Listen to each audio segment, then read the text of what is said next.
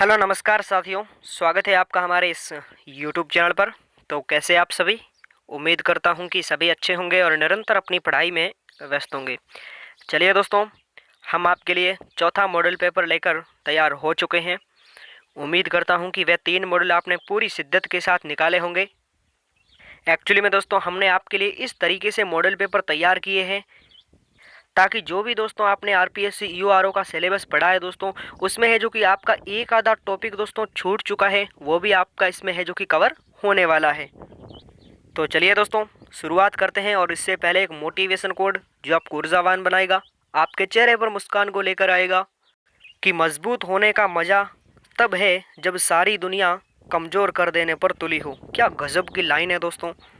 जब लोग कहे दोस्तों कि तू कुछ नहीं कर सकता और हम दोस्तों ने करके दिखाए ना, तो उस मंजिल को पाने का मज़ा ही कुछ और है ना। कई सारे लोग दोस्तों आपको बोलेंगे कि तेरे से नहीं होगा, ये तेरे बस की बात नहीं है, लेकिन दोस्तों वहाँ पर है जो कि आपको जवाब नहीं देना दोस्तों, वहाँ पर आपकी सफलता दोस्तों जवाब देने वाली है, चिल्ला चिल्ला कर देने वाली है। लेकिन इसके लिए आपको दोस्तों पसीना बहाना पड़ेगा और इन पिता की फिक्र को फ़र्क में बदलने के लिए दोस्तों आपको पूरी शिद्दत से मेहनत करनी होगी दोस्तों। और ध्यान रखिए दोस्तों, आपका बचपन गरीबी में गुजरता है तो कोई बात नहीं, क्या कोई बात नहीं दोस्तों, सह लेना, लेकिन आपके माँ बाप का बुढ़ापा बस गरीबी में नहीं गुजरना चाहिए। तो चलिए दोस्तों, शुरुआत करते हैं। फटाफट से जुड़ जाइए दोस्तों जल्दी से। पहला प्रश्न है दोस्तों आपका कि हिचकी गीत राजस्थान के किस क्षेत्र में प्रसिद्ध है? तो जल्दी से बताइए दोस्तों, हिचकी गीत राजस्थान के किस क्षेत्र में प्रसिद्ध है? याद है दोस्तों आपको? जल्दी से बताइए किस क्षेत्र में प्रसिद्ध है। तो मेवात अलवर क्षेत्र में प्रसिद्ध है। ऑप्शन नंबर बी छापना दोस्तों, बिल्कुल ऑप्शन नंबर बी इसका एकदम करेक्ट आंसर हो जाएगा। चलिए आगे बढ़ते हैं। अगला प्रश्न है दोस्तों आपका कि बंदेज कला द्वारा 5 रंगों से रंगा साफा क्या कहलाता है? याद करो दोस्तों, क्या कहलाता है? बावरा कहलाता है, या दोस्तों पमरी कहलाता है, या धनक, या फिर लप्पा? जल्दी से बताइए दोस्तों, क्या कहलाता है? बंदेज कला द्वारा 5 रंगों से रंगा साफा क्या कहलाता है? याद करो दोस्तों, बिल्कुल ऑप्शन नंबर ए दोस्तों इसका एकदम करेक्ट आंसर हो जाएगा। ऑप्शन नंबर ए छापिएगा, इसका एकदम सही आंसर हो जाएगा। चलिए आगे बढ़ते हैं। अगला प्रश्न है दोस्तों आपका कि आदिवासी पुरुषों द्वारा पहने जाने वाली तंग धोती क्या कहलाती है? अति महत्वपूर्ण सवाल है, जल्दी से बताइए दोस्तों क्या कहलाती है। तो ऑप्शन नंबर बी दोस्तों, ऑप्शन नंबर बी इसका एकदम करेक्ट आंसर हो जाएगा। ए नहीं दोस्तों, ऑप्शन नंबर बी छापना दोस्तों, इसका एकदम करेक्ट आंसर हो जाएगा। आदिवासी पुरुषों द्वारा पहनी जाने वाली तंग धोती दोस्तों ढेपाड़ कहलाती है। ऑप्शन नंबर बी छापना, इसका एकदम सही आंसर हो जाएगा। चलिए आगे बढ़ते हैं। वहीं आपका अगला प्रश्न है कि ऊपर के दांतों में छेद कर सोना जड़ने को क्या कहा जाता है? याद है दोस्तों आपको? बड़ा इजी सवाल है दोस्तों, जल्दी से बताइए क्या कहलाता है। तो चूंप कहलाता है। ऑप्शन नंबर ए छापना दोस्तों, इसका एकदम करेक्ट आंसर हो जाएगा। चलिए अगला प्रश्न है दोस्तों आपका कि नागदमणि, नागपोलरी और दोस्तों मणिमाल इत्यादि ये क्या है? ये दोस्तों पुष्प है, या दोस्तों प्राचीन खिलौने हैं, या वस्त्र है, या आभूषण है? जल्दी से बताइए दोस्तों क्या है? नागदमणि, नागपोलरी और मणिमाल क्या है दोस्तों? बिल्कुल ऑप्शन नंबर डी इसका एकदम सही आंसर हो जाएगा। ये एक आभूषण है। ऑप्शन नंबर डी छापना, इसका एकदम करेक्ट आंसर है। चलिए अगला प्रश्न है आपका कि सेवा या नौकरी के बदले दी जाने वाली भूमि या दोस्तों जागीर क्या कहलाती है? तो जल्दी से बताइए दोस्तों। ज़्यादा से ज़्यादा दोस्तों इस मॉडल पेपर को आपको 1 घंटा देना दोस्तों। मैं ना तो दोस्तों आपका टाइम ख़राब करना चाहता हूँ और ना ही आपको टाइम ख़राब करना है, ठीक है? क्योंकि आपका एग्ज़ाम बहुत ही नज़दीक है दोस्तों। 1 घंटा बस इस मॉडल पेपर को दे दो और बाकी आपका जो भी सिलेबस है करंट अफेयर से संबंधित वो है जो कि जल्दी से जल्दी आपको तैयार भी करना है। तो बताइए दोस्तों, जल्दी से बताइए, सेवा या नौकरी के बदले दी जाने वाली भूमि या दोस्तों जागीर क्या कहलाती है? तो ऑप्शन नंबर बी छापिएगा दोस्तों, वो पसायत कहलाती है। ऑप्शन नंबर बी इसका एकदम सही आंसर हो जाएगा।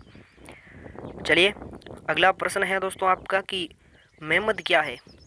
अति महत्वपूर्ण सवाल है दोस्तों, बार बार एग्जाम में घूम घूम कर आ रहा है दोस्तों, जल्दी से बताइए मेमद क्या है दोस्तों? सिर का आभूषण, बिल्कुल ऑप्शन नंबर सी छापना दोस्तों इसका एकदम सही आंसर हो जाएगा। चलिए अगला प्रश्न है आपका कि बम्बी या फिर दोस्तों परखी ये क्या है? कारागृह है या दोस्तों बंद बोरी से अनाज का नमूना देखने का उपकरण है या छौंकने की क्रिया है या इनमें से नहीं? तो जल्दी से बताइए दोस्तों, बम्बी या फरखी क्या है? क्या है दोस्तों? बंद बोरी से अनाज का नमूना देखने का उपकरण है। ऑप्शन नंबर बी छापना इसका एकदम सही आंसर हो जाएगा। चलिए अगला प्रश्न है दोस्तों आपका कि सुरलिया एक आभूषण है जिसे कहाँ पहना जाता है? जल्दी से बताइए दोस्तों, सुरलिया आभूषण है, सुरलिया एक आभूषण है जिसे कहाँ पहना जाता है? जल्दी से बताइए दोस्तों, कहाँ पहना जाता है? बिल्कुल नहीं, कान में। ऑप्शन नंबर बी छापना दोस्तों इसका एकदम सही आंसर हो जाएगा। पैर में नहीं दोस्तों, कान में पहना जाता है। ऑप्शन नंबर बी छापना इसका एकदम सही आंसर है। सुरलिया एक आभूषण है जिसे है जो कि कान में पहना जाता है। चलिए अगला प्रश्न है दोस्तों आपका कि आदिवासियों में दोस्तों वर द्वारा वधु के पिता को मूल्य के रूप में धन देने की प्रथा क्या कहलाती है? तो जल्दी से बताइए दोस्तों, क्या कहलाती है? नाता प्रथा कहलाती है। दापा नहीं दोस्तों, नाता प्रथा कहलाती है। ऑप्शन नंबर सी छापना इसका एकदम करेक्ट आंसर हो जाएगा। चलिए अगला प्रश्न है दोस्तों आपका कि वह स्थान कौन सा है जो अपने मर्दा शिल्प यानी टेराकोटा के लिए प्रसिद्ध है? महत्वपूर्ण सवाल है दोस्तों, जल्दी से बताइए, वह स्थान कौन सा है जो अपने मर्दा शिल्प टेराकोटा के लिए प्रसिद्ध है? ऑप्शन नंबर ए, बिल्कुल ऑप्शन नंबर ए छापना इसका एकदम सही आंसर हो जाएगा। मोलेला स्थान है।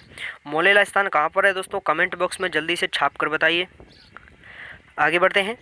अगला प्रश्न है दोस्तों आपका कि राजस्थानी चित्रकला की मूल शैली किस चित्र शैली को माना जाता है?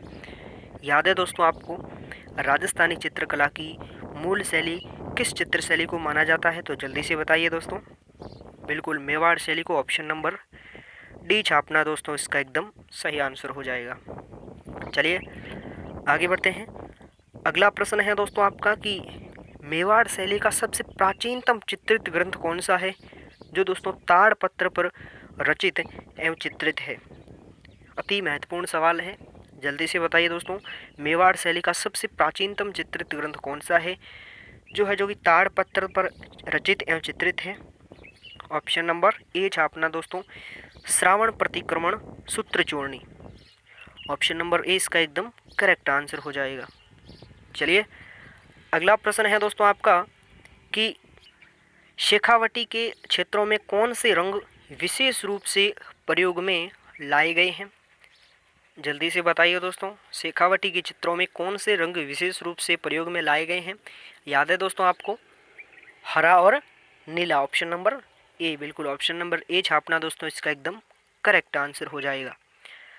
ऑप्शन नंबर ए इसका एकदम सही आंसर है। और अगला प्रश्न है आपका कि वेश्याओं के चित्र किस चित्रकला शैली में बने हैं?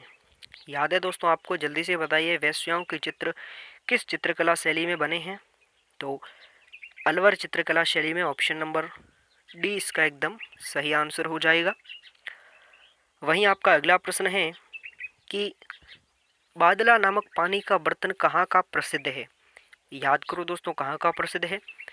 जल्दी से बताइए दोस्तों, बादला नामक पानी का बर्तन कहाँ का प्रसिद्ध है? जोधपुर का। ऑप्शन नंबर सी, बिल्कुल ऑप्शन नंबर सी छापना इसका एकदम सही आंसर हो जाएगा। अगला प्रश्न है आपका, अगला है दोस्तों कि किशनगढ़ चित्रकला शैली को प्रकाश में लाने का श्रेय किसे है? जल्दी से बताइए दोस्तों, किशनगढ़ चित्रकला शैली को प्रकाश में लाने का श्रेय किसे है? ऑप्शन नंबर ए और बी, बिल्कुल फयाज अली और एरिड डिक्सन्स। ऑप्शन नंबर डी छापना दोस्तों, फयाज अली और एरिड डिक्सन इसका एकदम करेक्ट आंसर हो जाएगा।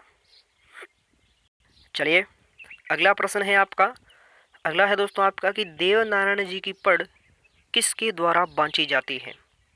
अति महत्वपूर्ण सवाल है, जल्दी से बताइए दोस्तों, देवनारायण जी की पढ़ किसके द्वारा बांची जाती है? तो किसके द्वारा बांची जाती है? गुजर भोपों द्वारा बांची जाती है। ऑप्शन नंबर सी छापना इसका एकदम सही आंसर हो जाएगा। और देवनारायण जी की पढ़ पर दोस्तों डाक टिकट भी जारी हुई थी, वह कब हुई थी? जल्दी से कमेंट बॉक्स में छाप कर बता दीजिए। चलिए, अगला प्रश्न है दोस्तों आपका कि नारी सौंदर्य किस चित्रकला शैली की अनुपम विशेषता है। तो जल्दी से बताइए दोस्तों, नारी सौंदर्य किस चित्रकला शैली की अनुपम विशेषता है। बिल्कुल ऑप्शन नंबर ए छापना दोस्तों। किशनगढ़ शैली की प्रमुख विशेषता है नारी सौंदर्य। चलिए, अगला प्रश्न है दोस्तों आपका कि ब्लू पॉटरी के प्राय कौन माने जाते हैं। याद है दोस्तों आपको, ब्लू पॉटरी के प्राय किसे माना जाता है दोस्तों, कौन माने जाते हैं ब्लू पॉटरी के प्राय, जल्दी से बताइए। K S. Shekhawat, option number C बिल्कुल इसका एकदम करेक्ट आंसर हो जाएगा। चलिए आगे बढ़ते हैं। तो अगला प्रश्न है आपका कि रावण नृत्य किस जनजाति का, रायण दोस्तों, रावण नहीं, रायण नृत्य किस जनजाति का है। जल्दी से बताइए दोस्तों, रायण नृत्य किस जनजाति का है। तो ग्रासिया जनजाति का, ऑप्शन नंबर डी छापना दोस्तों, इसका एकदम करेक्ट आंसर हो जाएगा। अगला प्रश्न है आपका कि कालबेलिया का सबसे अधिक आकर्षक प्रेम आधारित युगल नृत्य कौन सा है।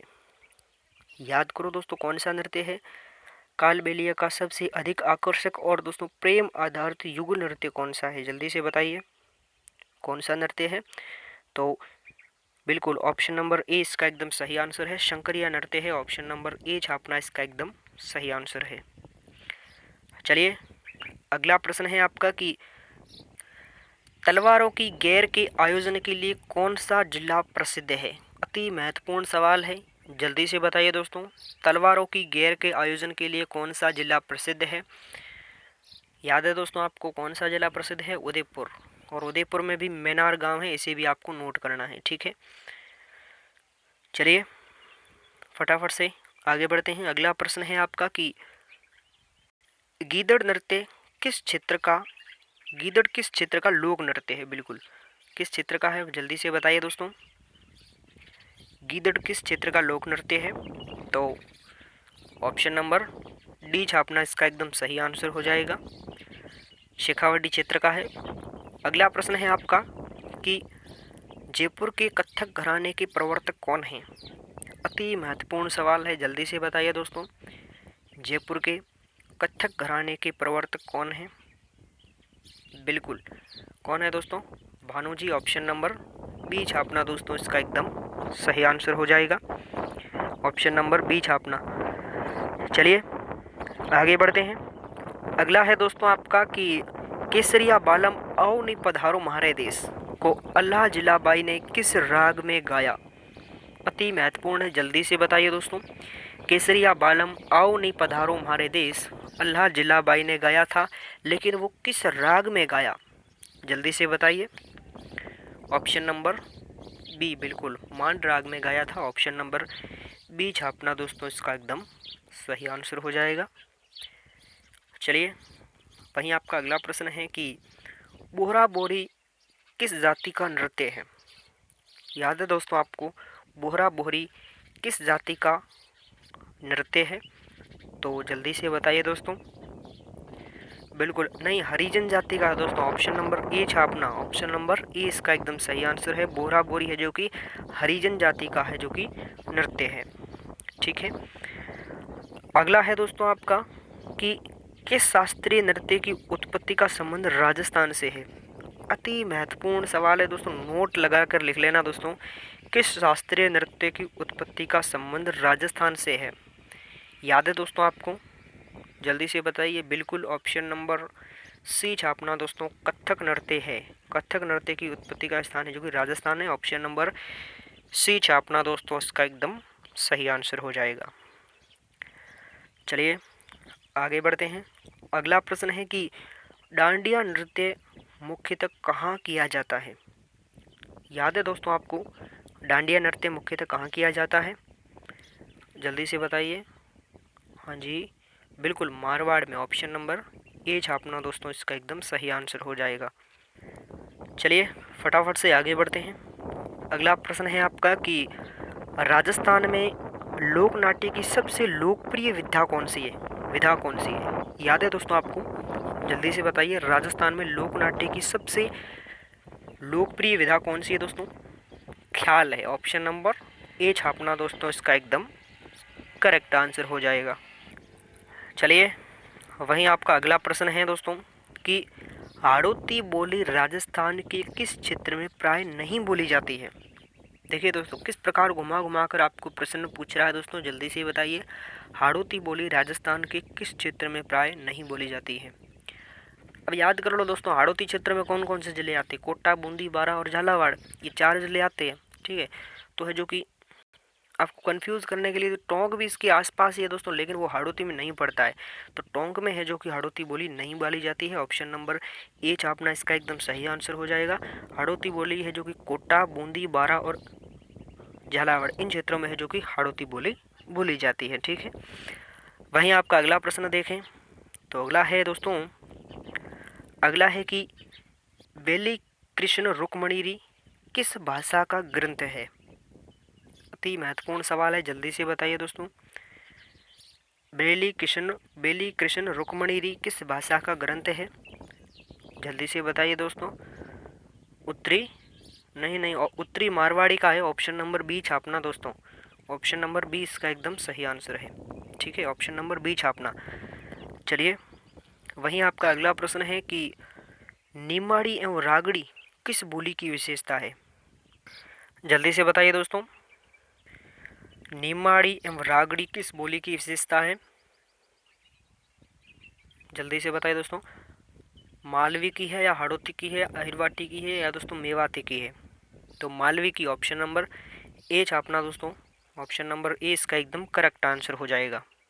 और एक छापना दोस्तों, मारवाड़ी और दोस्तों मालवी से उत्पन्न हुई बोली है जो कि रागड़ी है, और हाड़ौती, शेखावटी और ढूंढाड़ी से उत्पन्न बोली खैराड़ी है। तो इसे भी आपको नोट करना है। और खैराड़ी बोली दोस्तों कहाँ पर बोली जाती है, मुख्यतः टोंक और भीलवाड़ा में बोली जाती है।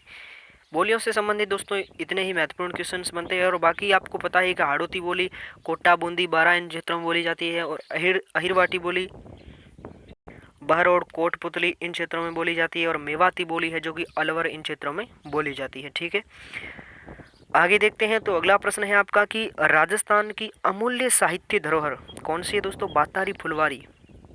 बातारी फुलवारी कितने खंडों में उपलब्ध है, याद है दोस्तों आपको कितने खंडों में उपलब्ध है, जल्दी से बताइए। तो 12 खंडों में उपलब्ध है। ऑप्शन नंबर सी छापना इसका एकदम सही आंसर हो जाएगा। चलिए अगला प्रश्न है आपका, अगला है दोस्तों कि राजस्थान के किस जिले में ब्रज भाषा का प्रयोग होता है। याद है दोस्तों आपको ब्रज भाषा का प्रयोग किस जिले में होता है, जल्दी से बताइए।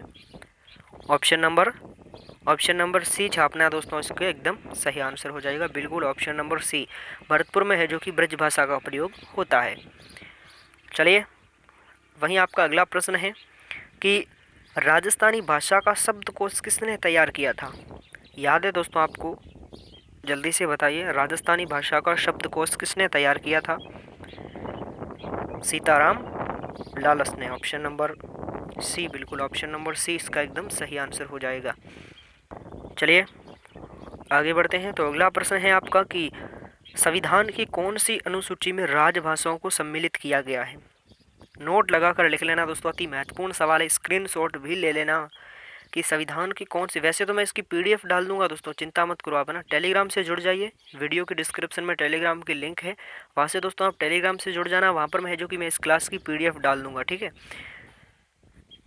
जो भी आपने सिलेबस पढ़ा है उनमें से है जो कि आपका हो सकता है एक आधा टॉपिक रह चुका है, तो है जो कि टॉपिक वाइज हम आपके लिए मॉडल पेपर लेकर आ रहे हैं। तो आप चिंता मत करो, पीडीएफ है जो कि इसकी आपको टेलीग्राम पर मिल जाएगी। तो संविधान की कौन सी अनुसूची में राजभाषाओं को सम्मिलित किया गया है, बिल्कुल ऑप्शन नंबर ए छापना दोस्तों, 8वीं अनुसूची में सम्मिलित किया गया है। चलिए वहीं आपका अगला प्रश्न है कि राजस्थान की मानक बोली के रूप में प्रसिद्ध कौन सी है। प्रसिद्ध बोली कौन सी है दोस्तों, जल्दी से बताइए। मारवाड़ी, ऑप्शन नंबर सी छापना, बिल्कुल इसका एकदम करेक्ट आंसर हो जाएगा। अगला प्रश्न है दोस्तों आपका कि डूंगरपुर और बांसवाड़ा क्षेत्र में कौन सी बोली बोली जाती है। याद है दोस्तों आपको कौन सी बोली बोली जाती है, जल्दी से बताइए। बिल्कुल ऑप्शन नंबर सी, बिल्कुल ऑप्शन नंबर सी इसका एकदम सही आंसर है, वागड़ी बोली बोली जाती है। चलिए अगला प्रश्न है दोस्तों आपका कि राजभाषा विभाग की स्थापना कब की गई थी? जल्दी से बताइए दोस्तों। और राजभाषा विभाग की पहले तो दोस्तों एग्जामिनर है जो कि सन नहीं पूछता था, लेकिन दोस्तों हाल ही में जितने भी एग्जाम हुआ है ना दोस्तों, उनमें है जो कि सन भी पूछ रहा है। तो आपको सन भी याद करने होंगे दोस्तों। जल्दी से बताइए, राजभाषा विभाग की स्थापना कब की गई? बिल्कुल 25 जून 1975 को। ऑप्शन नंबर डी इसका एकदम सही आंसर है। नहीं, 14 सितंबर 1949 को नहीं है दोस्तों, 25 जून 1975 को है। अब आपको चिंता ये है कि सर ज्योग्राफी कैसे पढ़े हैं, जो कि इसमें है जो कि हमारे नए ज़िले बन गए हैं। तो एक्चुअली में दोस्तों नए ज़िलों की अगर हम बात करें तो नए ज़िले हैं जो कि अभी तक तो है जो कि उन्होंने कहा है दोस्तों बने नहीं है, ठीक है ना। ऐसा नहीं है कि नक्शे में अलग कर दिए और हाँ ज़िले बन गए, ऐसे दोस्तों बनने वाले नहीं। एक घर भी बनाते हैं ना दोस्तों, कम से कम है जो कि 12 महीना लगते हैं घर बनाने में भी। तो है जो कि वैसे ही दोस्तों यूट्यूब वालों ने हा हल्ला कर रखा है दोस्तों। एग्ज़ाम दोस्तों 6 महीने तक है जो कि जितने भी आपके एग्ज़ाम हो गए उनमें है जो कि आपकी पुरानी ही भूगोल से संबंधित क्वेश्चन आएंगे, आप चिंता मत करें। और एक जिला बनने के लिए दोस्तों आपको पता है 1000 करोड़ रुपए का खर्चा लगता है दोस्तों, ठीक है। तो आप चिंता मत करो दोस्तों। और हाँ, जो भी नए ज़िले हैं उन्हें याद बस कर लेना। और बाकी है जो कि काफ़ी चांस है दोस्तों, 90% चांस है दोस्तों है जो कि आपकी पुरानी भूगोल से ही क्वेश्चंस बनेंगे, ठीक है। चलिए अगला प्रश्न है दोस्तों आपका कि चैत्र अमावस्या के दिन विक्रमादित्य मेले का आयोजन राजस्थान के किस जिले में किया जाता है?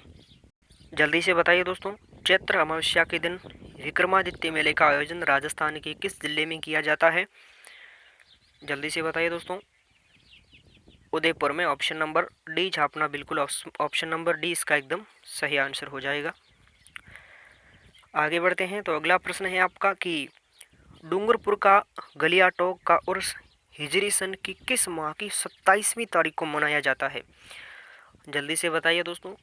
डूंगरपुर का गलियाकोट का उर्स हिजरी सन की किस माह की 27वीं तारीख को मनाया जाता है? जल्दी से बताइए। बिल्कुल ऑप्शन नंबर बी छापना दोस्तों, रमजान की 27वीं तारीख। ऑप्शन नंबर बी इसका एकदम सही आंसर हो जाएगा। चलिए अगला प्रश्न है आपका कि मातृकुंडिया मेला किस देवता से संबंधित है? जल्दी से बताइए दोस्तों।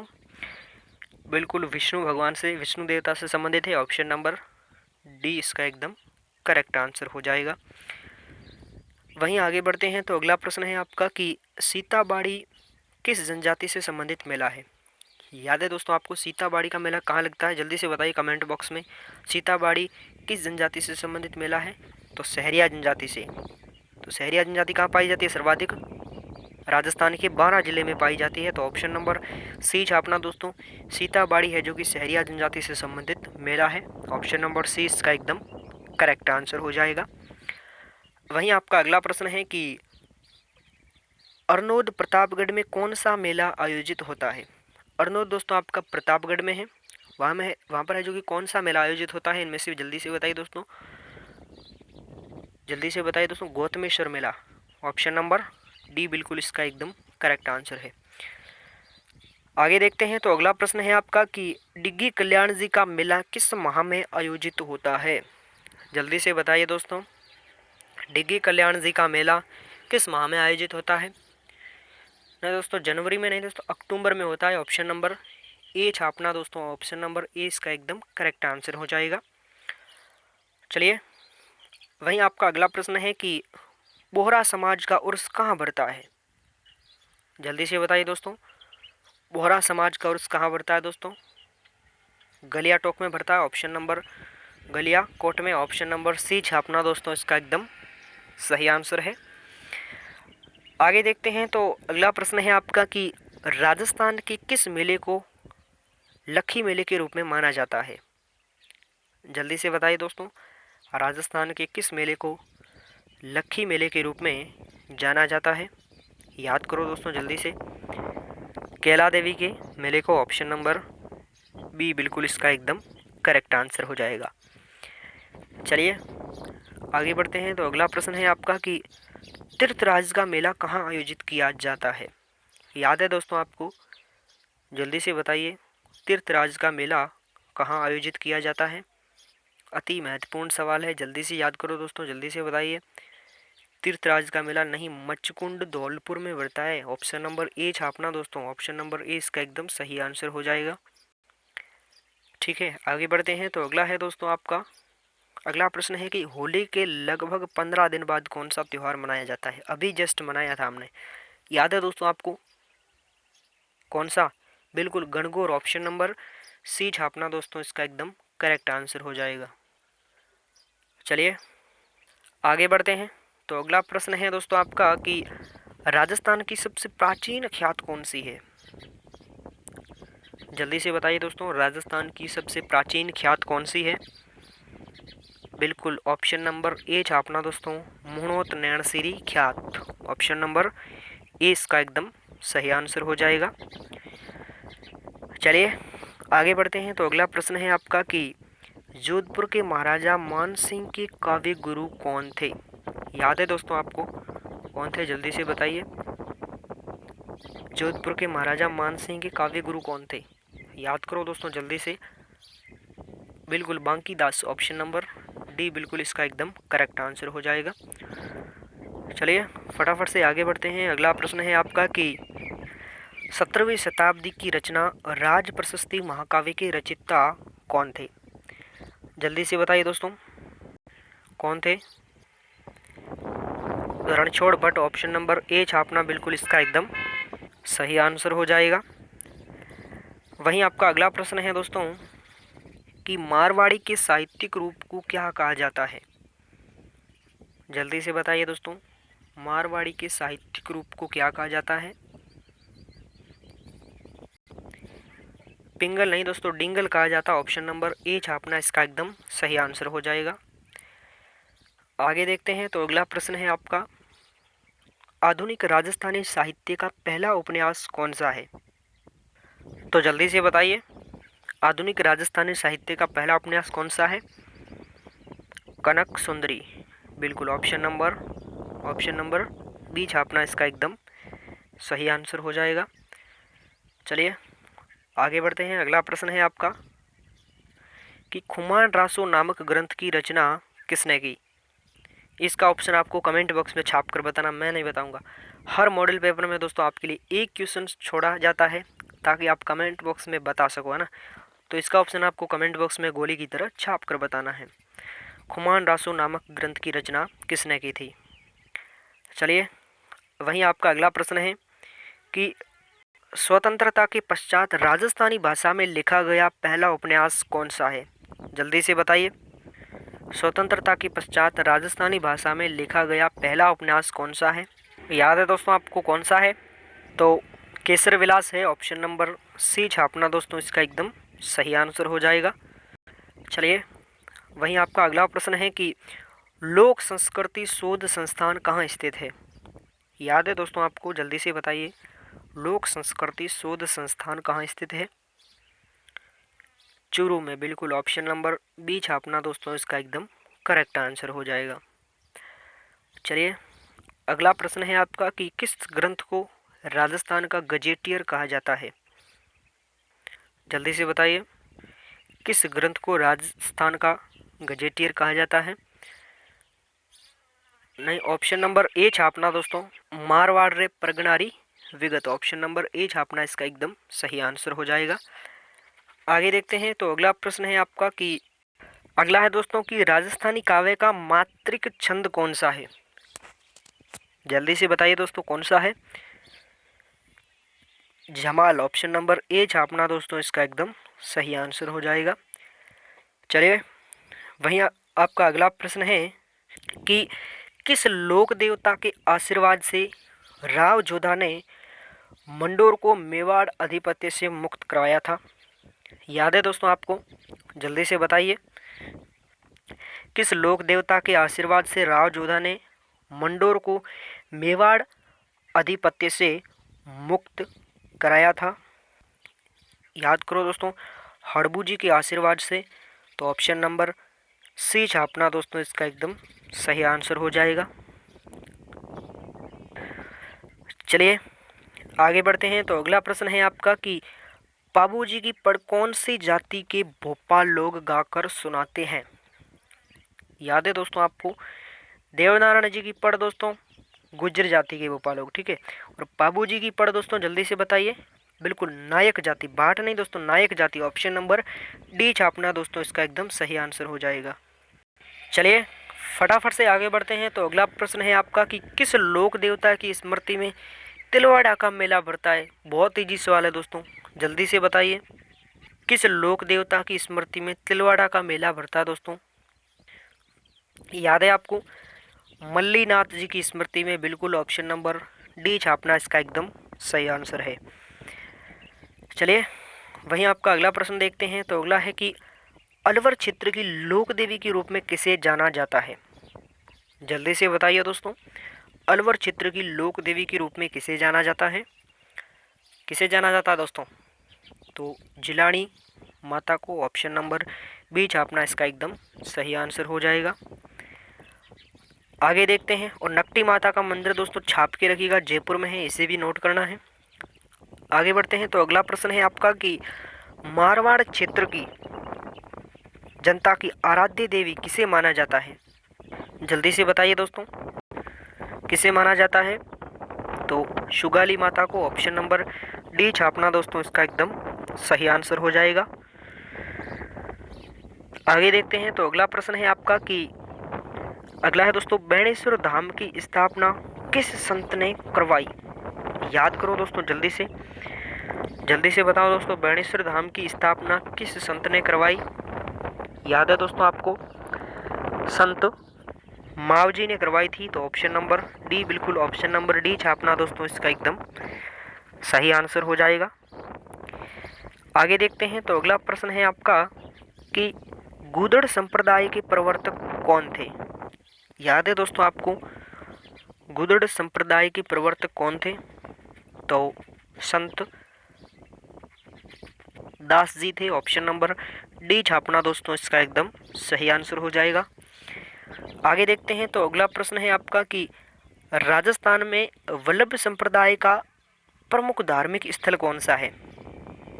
याद है दोस्तों आपको, कौन सा स्थान है, जल्दी से बताइए। बिल्कुल नाथ द्वार है। ऑप्शन नंबर सी छापना दोस्तों इसका एकदम करेक्ट आंसर हो जाएगा। अगला प्रश्न है दोस्तों आपका कि अलखिया संप्रदाय की स्थापना किसने की थी। जल्दी से बताइए दोस्तों, अलखिया संप्रदाय की स्थापना किसने की थी। याद है दोस्तों आपको, स्वामी लालगिरी ने। ऑप्शन नंबर ए छापना, चरणदास नहीं दोस्तों, लालगिरी ने की थी। ऑप्शन नंबर ए इसका एकदम करेक्ट आंसर हो जाएगा। आगे देखते हैं। तो अगला प्रश्न है आपका कि मेवाड़ के हरित ऋषि किस संप्रदाय के थे। अति महत्वपूर्ण सवाल है दोस्तों। नहीं, नाथ संप्रदाय के नहीं थे दोस्तों, जल्दी से बताइए। मेवाड़ के हरित ऋषि किस संप्रदाय के थे। लकुलिश संप्रदाय के थे। ये प्रश्न दोस्तों आपको कंफ्यूज कर सकता है दोस्तों, नोट लगा कर लिख लेना। मेवाड़ के हरित ऋषि किस संप्रदाय के थे। तो लकुलिश संप्रदाय के थे। ऑप्शन नंबर बी छापना इसका एकदम करेक्ट आंसर हो जाएगा। चलिए अगला प्रश्न है आपका कि ग्रासिया जनजाति की नहीं दोस्तों, काक है ना, थोड़ा मिसप्रिंट हुआ दोस्तों। ग्रासिया जनजाति का सबसे बड़ा मेला कौन सा है। जल्दी से बताइए दोस्तों, ग्रासिया जनजाति का सबसे बड़ा मेला कौन सा है। बिल्कुल मनखारो मेला है। ऑप्शन नंबर बी छापना दोस्तों इसका एकदम करेक्ट आंसर हो जाएगा। चलिए अगला प्रश्न है दोस्तों आपका कि डामोर जनजाति कहाँ की मूल निवासी है। याद है दोस्तों आपको, डामोर जनजाति कहाँ की मूल निवासी है। तो गुजरात की है। ऑप्शन नंबर डी छापना इसका एकदम सही आंसर हो जाएगा। वहीं आपका अगला प्रश्न है कि किस तीर्थ को आदिवासियों का हरिद्वार कहा जाता है। जल्दी से बताइए, किस तीर्थ को दोस्तों आदिवासियों का हरिद्वार कहा जाता है। मातृकुंडिया को ऑप्शन नंबर सी छापना दोस्तों इसका एकदम सही आंसर हो जाएगा। चलिए फटाफट से आगे देखते हैं। तो अगला प्रश्न है आपका कि राजस्थान के किस जिले में सांसी जनजाति के लोग बहुतायत से निवास करते हैं। याद करो दोस्तों जल्दी से, राजस्थान के किस जिले में सांसी जनजाति के लोग बहुतायत से निवास करते हैं। तो जल्दी से बताइए किस जिले में दोस्तों सांसी जनजाति है, जो कि आपके भरतपुर जिले में छापना दोस्तों। भरतपुर है ना, भरतपुर इसका एकदम करेक्ट आंसर हो जाएगा दोस्तों। यहाँ पर मिसप्रिंट हुआ दोस्तों, भरतपुर जिले में है जो कि सांसी जनजाति के लोग निवास करते हैं। ठीक है, वहीं आपका अगला प्रश्न देखें तो अगला प्रश्न है दोस्तों आपका कि अनुसूचित जातियां व दोस्तों अनुसूचित जनजातियां क्रमशः संविधान के किस अनुच्छेद के तहत दोस्तों अधिसूचित की जाती है। अति महत्वपूर्ण सवाल है दोस्तों, स्टार लगा लो, क्या स्टार लगा लो दोस्तों। अनुसूचित जातियां और दोस्तों अनुसूचित जनजातियां क्रमशः संविधान के किस अनुच्छेद के तहत अधिसूचित की जाती है दोस्तों, जल्दी से बताइए कौन सा अनुच्छेद है। अनुच्छेद 341 और अनुच्छेद 342। ऑप्शन नंबर ए बिल्कुल इसका एकदम सही आंसर हो जाएगा। ठीक है, आगे देखते हैं। अगला प्रश्न है दोस्तों आपका, अगला प्रश्न है कि राजस्थान की सबसे प्राचीन जनजाति कौन सी है। जल्दी से छाप कर बताइए दोस्तों, राजस्थान की सबसे प्राचीन जनजाति कौन सी है। जल्दी से बताइए दोस्तों कौन सी जाति है, कौन सी जनजाति दोस्तों। भील, बिल्कुल ऑप्शन नंबर बी छापना, ऑप्शन नंबर बी छापना दोस्तों, इसका एकदम सही आंसर हो जाएगा। चलिए अगला प्रश्न है आपका कि सहरिया जनजाति का मुखिया क्या कहलाता है। याद है दोस्तों आपको सहरिया जनजाति का मुखिया क्या कहलाता है, जल्दी से बताइए। कोतवाल कहलाता है। ऑप्शन नंबर ए बिल्कुल इसका एकदम सही आंसर हो जाएगा।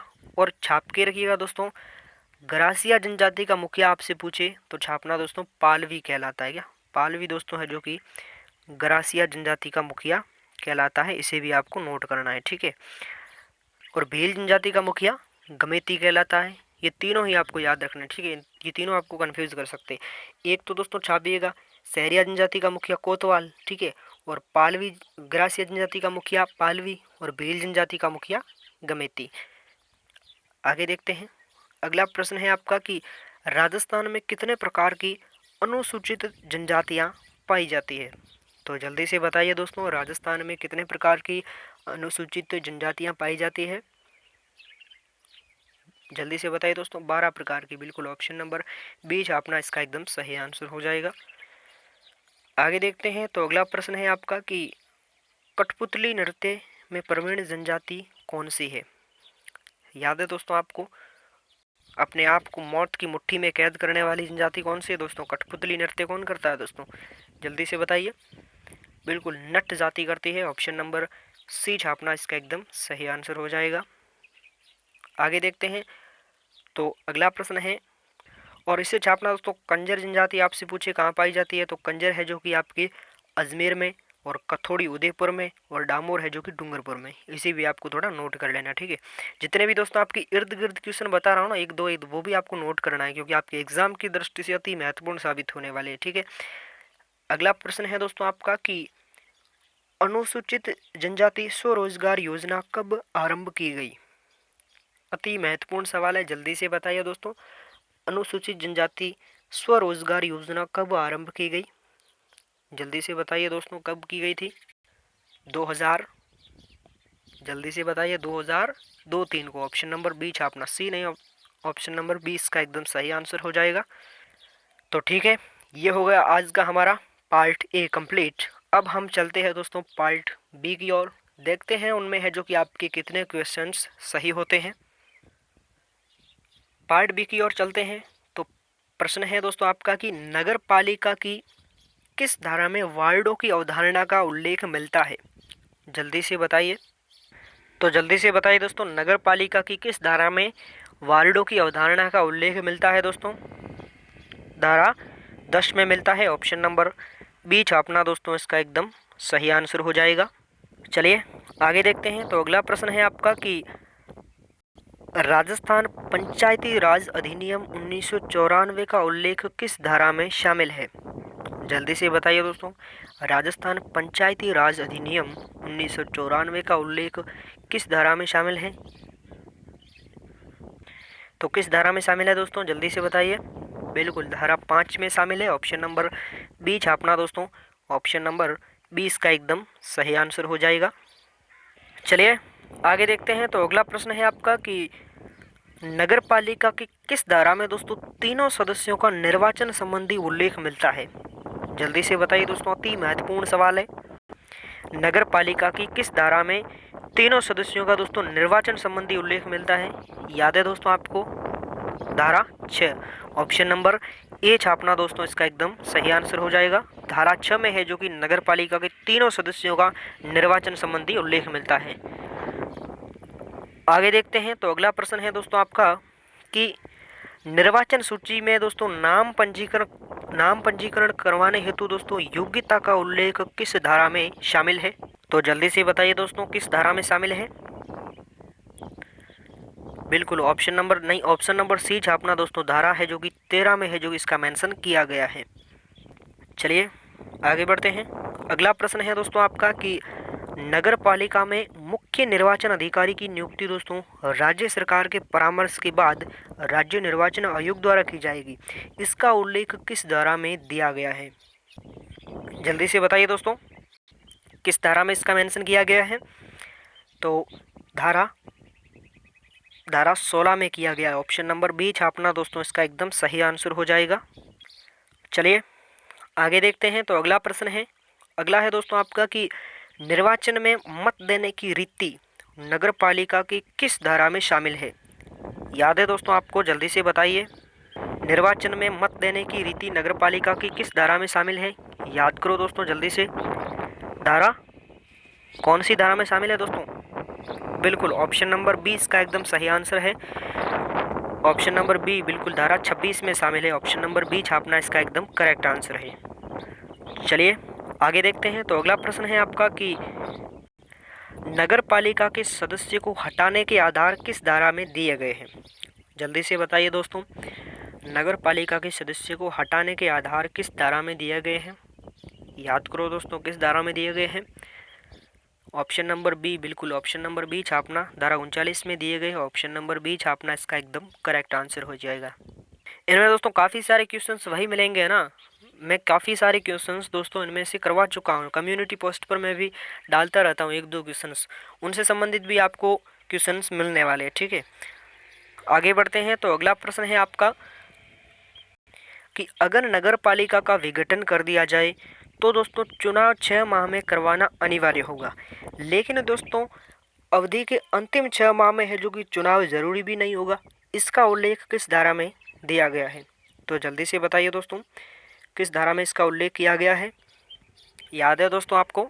तो धारा 11 में इसका मेंशन किया गया है। ऑप्शन नंबर ए बिल्कुल इसका एकदम करेक्ट आंसर हो जाएगा। चलिए आगे बढ़ते हैं। तो अगला प्रश्न है आपका कि जिले के सभी नगर पालिकाओं में दोस्तों निर्वाचन के संचालन संबंधी कार्यों का समन्वय और दोस्तों पर्यवेक्षण का कार्य करना किसका दायित्व होगा? जल्दी से बताइए दोस्तों जिले की सभी नगर पालिकाओं में दोस्तों निर्वाचन के संचालन संबंधी कार्यों का समन्वय और दोस्तों पर्यवेक्षण का कार्य करना किसका दायित्व होगा? याद करो दोस्तों। ऑप्शन नंबर ए छापना दोस्तों जिला निर्वाचन अधिकारी का है जो कि ये कार्य होगा। ऑप्शन नंबर ए इसका एकदम सही आंसर हो जाएगा। आगे देखते हैं। अगला प्रश्न है आपका कि धारा 22 क्या या थोड़ी मिसप्रिंट हो गई दोस्तों, टेक्निकल टीम पता नहीं क्या करे यार। छापना दोस्तों धारा 22 छापना ना। धारा 22 का संबंध किससे है दोस्तों? जल्दी से बताइए किससे है धारा 22 का संबंध? धारा 22 का संबंध किससे है दोस्तों? याद करो। एक से अधिक चुनाव लड़ने पर प्रतिबंध होगा, इसका मेंशन किया गया है धारा 22 में। तो ऑप्शन नंबर ए छापना इसका एकदम करेक्ट आंसर हो जाएगा। चलिए आगे बढ़ते हैं। अगला प्रश्न है आपका कि नगर पालिका की किसी योजना को दोस्तों तैयार करना और दोस्तों उसकी मंजूरी के लिए अपनाई जाने वाली प्रक्रिया किस धारा में शामिल है? याद है दोस्तों आपको किस धारा में शामिल है? जल्दी से बताइए। नगर पालिका की किसी योजना को तैयार करना और दोस्तों उसकी मंजूरी के लिए अपनाई जाने वाली प्रक्रिया किस धारा में शामिल है? तो धारा 60 में शामिल है।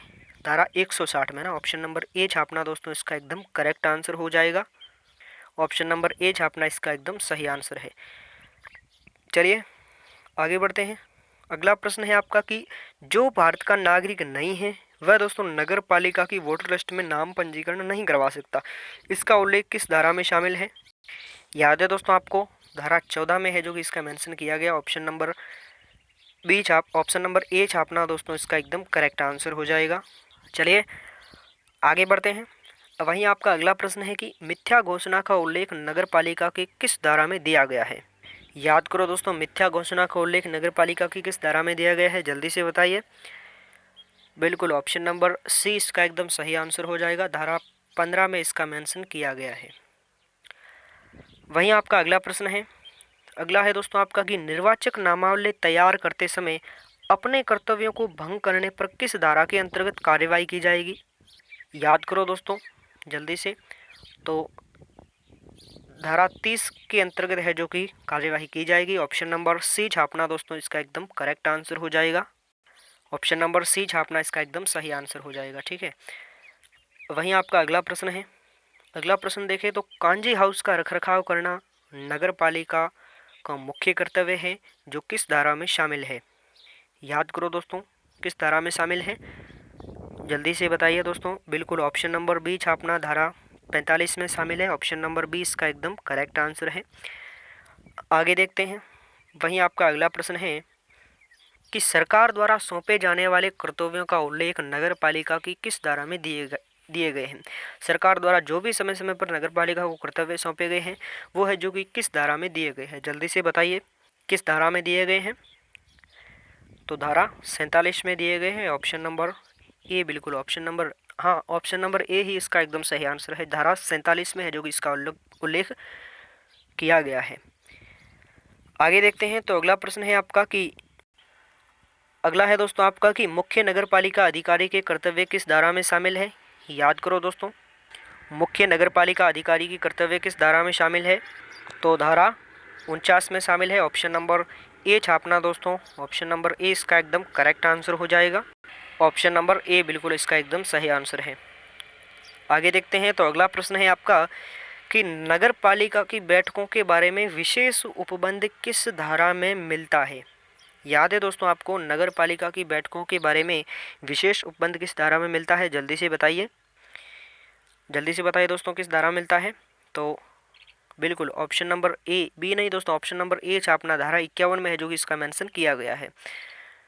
इसका उपबंध, विशेष उपबंध मिलता है नगर पालिका की बैठकों के बारे में। ठीक है, आगे बढ़ते हैं। अगला प्रश्न है आपका कि नगर पालिका में वार्ड समिति के गठन से संबंधित धारा कौन सी है। तो याद है आपको, जल्दी से बताइए। नगर पालिका में वार्ड समिति के गठन से संबंधित धारा कौन सी है दोस्तों, जल्दी से बताइए। बिल्कुल धारा 54 है। ऑप्शन नंबर सी, बिल्कुल ऑप्शन नंबर सी इसका एकदम सही आंसर हो जाएगा। चलिए आगे बढ़ते हैं। अगला प्रश्न है आपका कि नगर पालिका की वित्त समिति से संबंधित धारा कौन सी है। याद है दोस्तों आपको, नगर पालिका की वित्त समिति से संबंधित धारा कौन सी है, जल्दी से बताइए। बिल्कुल ऑप्शन नंबर बी नहीं दोस्तों, नहीं सी भी नहीं, ऑप्शन नंबर ए छापना दोस्तों। धारा 55, ऑप्शन नंबर ए इसका एकदम करेक्ट आंसर हो जाएगा। वहीं आगे देखें तो अगला प्रश्न है आपका कि नगर पालिका में वार्ड समिति के सामान्य कर्तव्य कितने प्रकार के होते हैं। याद है दोस्तों आपको कितने प्रकार के होते हैं, जल्दी से बताइए दोस्तों कितने प्रकार के होते हैं। बिल्कुल 9 प्रकार, 10 नहीं 9 प्रकार दोस्तों। ऑप्शन नंबर बी छापना इसका एकदम करेक्ट आंसर हो जाएगा। वहीं आगे देखें तो अगला प्रश्न है आपका कि नगर पालिका किसी क्षेत्र को धारा 166 के अंतर्गत दोस्तों विकास क्षेत्र घोषित करेगी, लेकिन दोस्तों इससे पहले है जो कि अनुमति लेनी होगी। वह अनुमति दोस्तों किससे लेनी होगी, जल्दी से बताइए। याद है दोस्तों आपको किससे अनुमति लेनी होगी। हाँ राज्य सरकार, बिल्कुल ऑप्शन नंबर बी छापना दोस्तों, इसका एकदम सही आंसर हो जाएगा। चलिए आगे बढ़ते हैं। तो अगला प्रश्न है आपका कि धारा 168 के उपबंधों का उल्लंघन करने पर जुर्माना कितना देना होगा। याद करो दोस्तों, जल्दी से बताइए। बिल्कुल नहीं 10,000 नहीं दोस्तों, 5,000। ऑप्शन नंबर ए छापना दोस्तों, इसका एकदम सही आंसर हो जाएगा। चलिए आगे बढ़ते हैं। अगला प्रश्न है आपका कि अप्राधिकृत विकास को रोकने की शक्ति नगर पालिका की किस धारा में है। जल्दी से बताइए दोस्तों किस धारा में है। अप्राधिकृत विकास को रोकने की शक्ति नगर पालिका की किस धारा में है, जल्दी से बताइए। धारा 169 में शामिल है। ऑप्शन नंबर बी छापना, इसका एकदम करेक्ट आंसर हो जाएगा। अगला प्रश्न है दोस्तों आपका कि कौन सी धारा भूमि उपयोग और भूखंड से संबंधित है। याद करो दोस्तों कौन सी धारा है। धारा 168 भी है दोस्तों, धारा 169 भी है और धारा 170 भी है। तो ऑप्शन नंबर डी छापना दोस्तों इसका एकदम सही आंसर हो जाएगा। चलिए वहीं आपका अगला प्रश्न है कि किसी भी नगर के संबंध में कोई स्कीम तैयार करने के निर्देश राज्य सरकार नगर पालिका को किस धारा के अंतर्गत देगी। अति महत्वपूर्ण सवाल है, जल्दी से बताइए दोस्तों। किसी भी नगर के संबंध में कोई स्कीम तैयार करने के निर्देश राज्य सरकार नगर पालिका को किस धारा के अंतर्गत देगी। तो किस धारा के अंतर्गत देगी दोस्तों? धारा 180 छापना दोस्तों, यहाँ थोड़ा मिसप्रिंट हुआ है दोस्तों। धारा 180 ऑप्शन नंबर छापना दोस्तों, धारा इसका एकदम सही आंसर हो जाएगा। धारा 180 इसका एकदम करेक्ट आंसर है, ठीक है। थोड़ा मिसप्रिंट हो गया दोस्तों। चलिए आगे बढ़ते हैं। वहीं आपका अगला प्रश्न है कि भूमिगत उपयोगिताओं के लिए निर्धारित मार्गों के अधिकार से संबंधित धारा कौन सी है। तो जल्दी से बताइए दोस्तों कौन सी धारा है। धारा 184 बिल्कुल ऑप्शन नंबर बी छापना इसका एकदम सही आंसर हो जाएगा। चलिए आगे देखते हैं। तो अगला प्रश्न है कि नगर पालिका में भूमिगत उपयोगिताओं के लिए नक्शे रेखांचित्र नक्शों को संधारण कौन करवाएगा। बिल्कुल जल्दी से बताइए दोस्तों कौन करवाएगा। नहीं, राज्य सरकार नहीं दोस्तों, मुख्य नगर पालिका अधिकारी करवाएगा। ऑप्शन नंबर बी छापना दोस्तों इसका एकदम करेक्ट आंसर हो जाएगा। वहीं आगे देखें तो अगला प्रश्न है आपका कि किसी भी मार्ग या दोस्तों सार्वजनिक स्थान पर कोई मूर्ति स्थापित करने के लिए राज्य सरकार से अनुमति लेनी होगी, ठीक है। इसका उल्लेख किस धारा में दिया गया है। याद करो दोस्तों किस धारा में दिया गया, बार बार बता चुका हूं दोस्तों किस धारा में दिया गया है, जल्दी से बताइए। ऑप्शन नंबर ए छापना, बिल्कुल ऑप्शन नंबर ए इसका एकदम करेक्ट आंसर हो जाएगा। धारा 241 में इसका मेंशन किया गया है। आगे देखते हैं। वहीं आपका अगला प्रश्न है कि जीव चिकित्सा अपशिष्ट के प्रबंधन से संबंधित धारा कौन सी है। तो जल्दी से बताइए दोस्तों, जीव चिकित्सा अपशिष्ट प्रबंधन से संबंधित धारा कौन सी है। याद करो दोस्तों कौन सी धारा है, बिल्कुल धारा 234 ऑप्शन नंबर ए छापना दोस्तों। ऑप्शन नंबर ए इसका एकदम करेक्ट आंसर हो जाएगा। चलिए आगे बढ़ते हैं। वहीं आपका अगला प्रश्न है कि कोई भी व्यक्ति दोस्तों सार्वजनिक मार्ग पर अतिक्रमण करता है तो जुर्माना कितना देना होगा। जल्दी से बताइए दोस्तों, कोई भी दोस्तों व्यक्ति सार्वजनिक मार्ग पर अतिक्रमण करता है तो जुर्माना कितना देना होगा। याद करो दोस्तों कितना जुर्माना देना होगा। 30,000 से 50,000 रुपये तक। ऑप्शन नंबर ए छापना दोस्तों इसका एकदम करेक्ट आंसर हो जाएगा। चलिए आगे बढ़ते हैं। वहीं आपका अगला प्रश्न है कि नगर पालिका किसी समिति की साधारण बैठक 2 मास के भीतर संचालित करवाएगी। इसका उल्लेख दोस्तों किस धारा में मिलता है। जल्दी से बताइए दोस्तों किस धारा में मिलता है। बिल्कुल ऑप्शन नंबर बी इसका छापना है। ऑप्शन नंबर बी इसका एकदम करेक्ट आंसर हो जाएगा। धारा 56 में है जो कि इसका मेंशन किया गया है। वहीं आगे देखें तो अगला प्रश्न है आपका कि नगर पालिका की धारा 60 में शामिल समिति कौन सी है दोस्तों। जल्दी से बताइए कौन सी समिति है। अपशिष्ट से संबंधित, स्वच्छता से संबंधित और कला संस्कृति से संबंधित। ऑप्शन नंबर डी छापना, बिल्कुल ऑप्शन नंबर डी इसका एकदम करेक्ट आंसर हो जाएगा।